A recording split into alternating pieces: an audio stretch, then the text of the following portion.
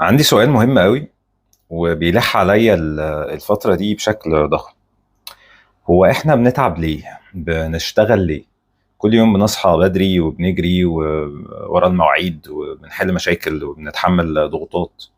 فلحظة كده، هو فين البوصلة؟ يعني احنا بنجري فين؟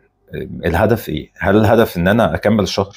هل الهدف ان انا احس بالانجاز؟ هل الهدف ان انا اكسب نفسي؟ هل السبب ان انا بهرب من فراغ جوايا فبحرق وبشتغل اكتر وبعمل حاجات كتير؟ في ناس اعرفهم بيشتغلوا عشان ينسى حاجة ما كانش عايز ينساها. في ناس بتشتغل عشان تتشاف.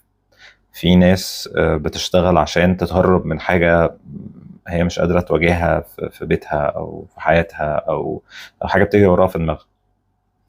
وفي ناس بتشتغل وهي فعلا مش فاهمة ليه هي بتشتغل، والله يعني أسباب كتيرة. فالبوصلة فين؟ البوصلة اللي أنا فاهمه إن هي مش في مرتب، اللي أنا فاهمه إن هي مش في الكي بي آي. البوصلة اللي أنا فاهمها إن هل اللي أنا بعمله ده يقربني من شخص أنا مؤمن إن أنا اتخلقت عشانه؟ هل أنا عارف إن أنا بعمل حاجة تخليني أقرب لربنا في كل every single step؟ قل إن صلاتي ونسكي ومحياي ومماتي لله رب العالمين. فلو الإجابة فاللي أنت بتعمله ده كله عبادة. طب لو الإجابة لأ، فغالبا كل اللي أنت بتعمله ده استنزاف.